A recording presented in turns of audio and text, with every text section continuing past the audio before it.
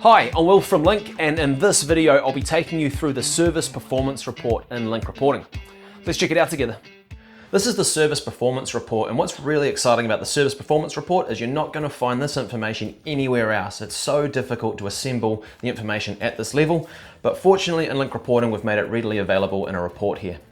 Now by default the report runs for the last 12 months and it groups by task and then the staff member who's worked on that task. Now we do have a number of other date ranges. You may want to look at the performance of your task for the last financial year or year to date, but it's quite a good idea to look at this as a last 12 rolling months to give you some accurate average charge rate values on your tasks. So there's a number of other options here for your groupings as well. I'm going to look at some of these in a moment, but for now let's hit run. So here we can see a list of all of our tasks on the left hand side and a whole lot of metrics that relate to the task. So we have our time added in the 12-month period, how much we've invoiced, our net write-ups, the time that's gone into the task, we have the write-ups on that time, and then the revenue, and finally our average charge rate. So you can sort this report a number of ways. Time added is a good one, invoiced is another good one. I quite like to do average charge rate, and the reason for that is because we get our next level grouping here, which is very insightful.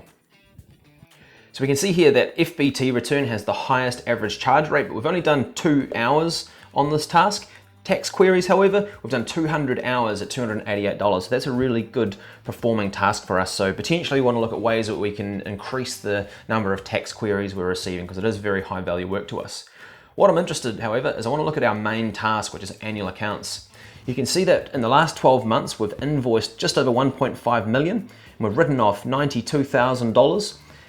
And we've got an average charge rate of $159. Now where this gets really interesting is when we expand. This is a list of all of our staff that have worked on this task in the past 12 months, sorted by average charge rates. You can see Yasmin Young has the highest average charge rate. And if we scroll down here, we can see some of our lower average charge rates. Phil Phillips working at just $40 an hour, and then Alison Anderson here at $59 an hour. So this is a great way to understand which of your team members are struggling to deliver which services.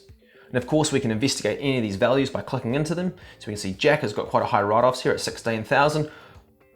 We can click into this, which takes us to a drill down grouped by job with all the timesheet entries here. So we can run through this list and see which jobs Jack's writing a lot of time off for. Let's jump back into the report.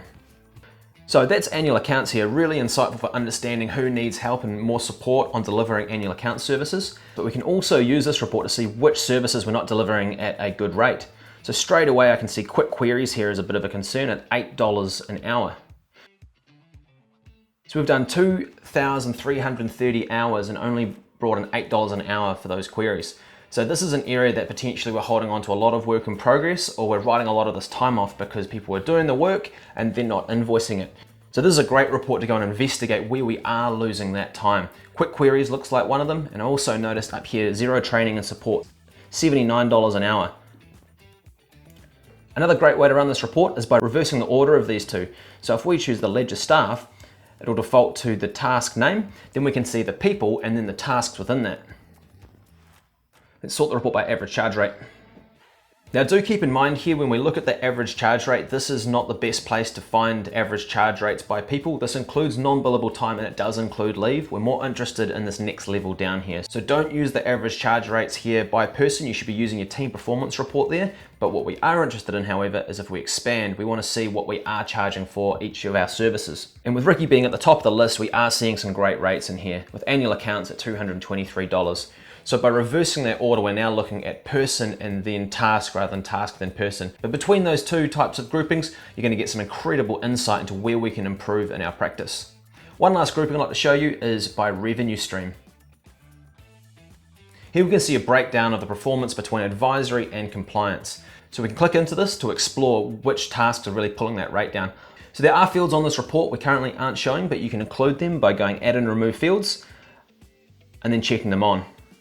This is a report that you may want to schedule so you can review it on a quarterly basis, but nothing really beats the power of logging in and drilling into the data in this report to really give it a deep analysis. But scheduling it is a great way to prompt you to log in and check it out. To do that, hit schedule, give the report a name, enter the email addresses of the people you'd like to receive the report, select a start date, making sure that this is a date in the future, a frequency, and then the format you'd like to receive the report.